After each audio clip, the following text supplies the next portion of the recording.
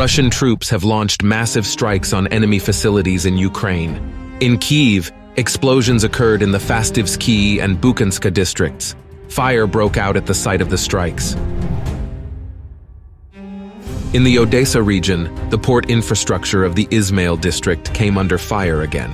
In Kylia, kamikaze drones hit a grain terminal and fuel tanks at a local oil depot. Ukrainian air defense systems were again useless in Zaporizhia. According to preliminary information, a helicopter shop at the Motor Sich plant was hit. On the southern flank of Bakhmut's defenses, the enemy launched a series of attacks in the areas of Klishchivka and Andriivka. Russian troops met the advancing units with concentrated artillery fire, forcing them to retreat.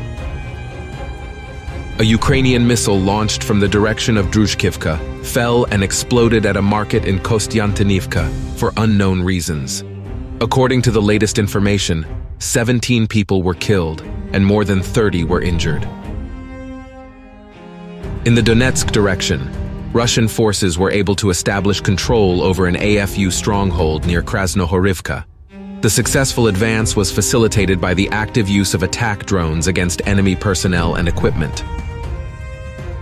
The AFU continue to launch strikes, including cluster munitions, on populated areas of the Donetsk agglomeration. Civilian infrastructure and residential houses were damaged during the shelling. A woman died, and 9 other people were wounded.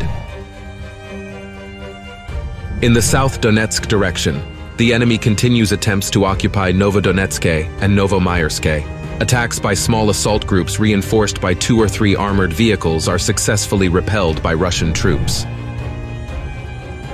In the Orikhiv sector, the AFU are trying to gain a foothold in Robotyne under Russian artillery fire. Russian troops have halted attacks on the center of the village, holding the defense on the southern outskirts.